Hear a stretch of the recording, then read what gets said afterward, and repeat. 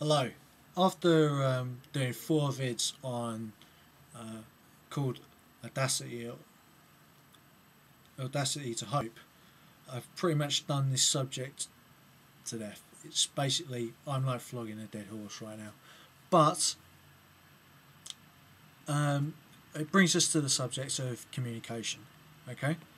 Now, the statement audacity to hope, isn't that one of the most nihilistic statements you've ever heard in your life? Okay? We have to have audacity now to hope. It's quite a depressing thing to say about our times. It used to be that you would have audacity to do action, okay? To do your duty or something. And even that sounds quite, bizarre. You're supposed to do your duty. You're supposed to have virtue, But Obama, as I said in the last series that I just did, was projected on, okay?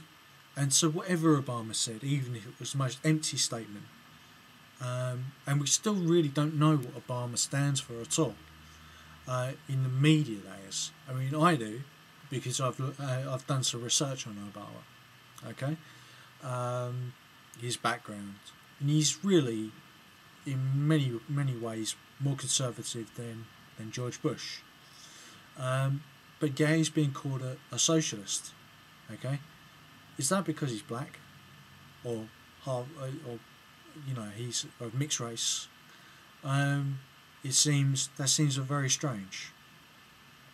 Well, perhaps to criticise Obama right now when he's trying to seemingly fix all these things, even though he's on lots of different talk shows and things, it beggars belief as to how he actually gets fixes in all the time to do anything constructive.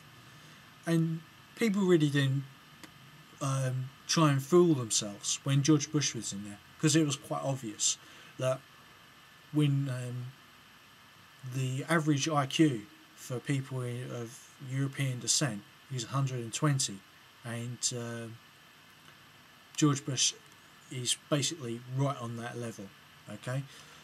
And he clearly didn't seem to know what he was doing. But on the other hand, I like to think that George Bush, although I was completely against all of his policies, they wouldn't let a complete idiot become president of the United States, okay? If you look at the people behind Barack Obama, you see the same kind of people, Cheney-like people, behind him, like, for instance, Rahm Emanuel is basically like a gangster, okay? You can check him up. And also Timothy Geithner, who was chosen to be the regulator of Wall Street, by Wall Street, for the Federal Reserve.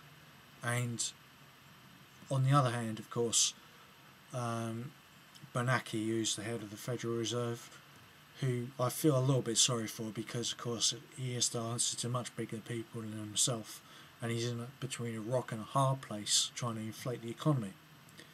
But beyond these issues, okay, it says in the vid title about taboos, okay, and this brings us to Hitler parodies, okay.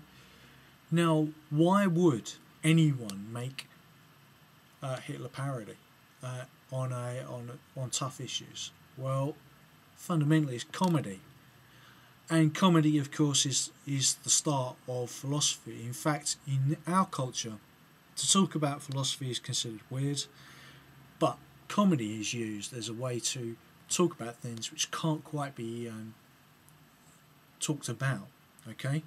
The other way is science fiction.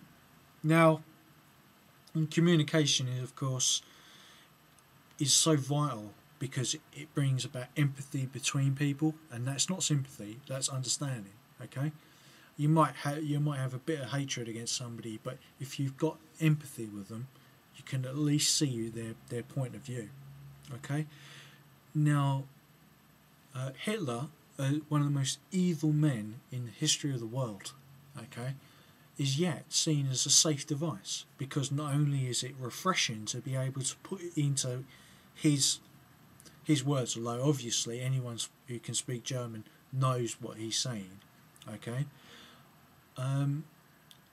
It is the democracy forcing a dictator to say something which would make him look ridiculous, okay.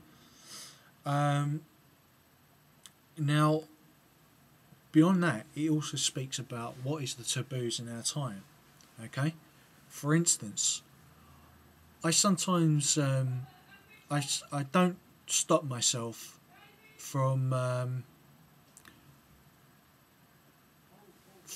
talking about the Saudi lobby or the Israeli lobby, okay, because I fundamentally disagree with their whole ideology, okay, their use of what limited use of logic they use to try and make a supposition about the whole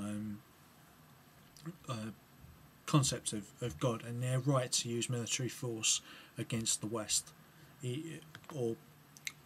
or imply political threats. If you're talking about the Israeli lobby, that people wouldn't get sponsorship or wouldn't get media attention or won't get a political position because which on issues which are of domestic concern, okay, but yet people can use comedy, can use the caricature of Hitler to express something which they couldn't do in any other way, which wouldn't be considered polite, okay. But when you've got people talking about the concept of destruction of the world through as a redemption for themselves, for their faith, whether it be Christian end-timers or militaristic, chauvinistic Zionists, or Al-Qaeda thinking that they can strap bombs to people and blow up civilians and military alike because they're trying to enforce their conception of God's laws on us. And these people have the banks, media, militaries, terrorist groups, a wide range of different things, of course. Not one group has all of those, but they have aspects of those. And of course, the oil companies, in the case of the Bin Ladens. Doesn't that mean that our only weapon is comedy? Okay? Our only weapon left is comedy.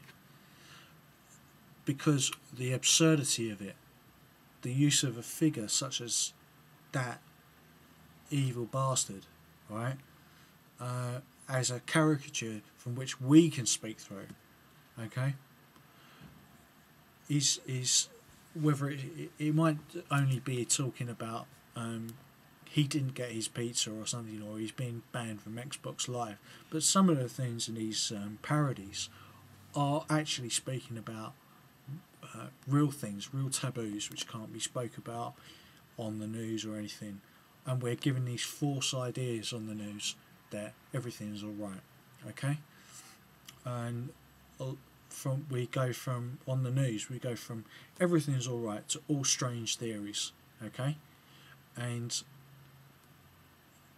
personally, you know what I'm talking about. I know, all right, because I've done research on it.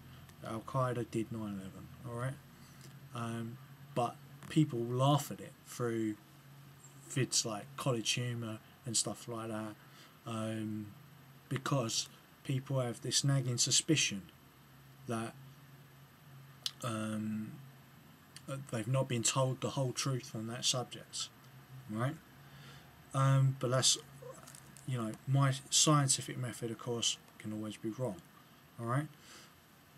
But that of course is the question of our time, okay, which is raised by another method, which was the Matrix, saying what is the nature of control of civilization? Does it belong to us or does it belong to someone else? And that is who thinks for us.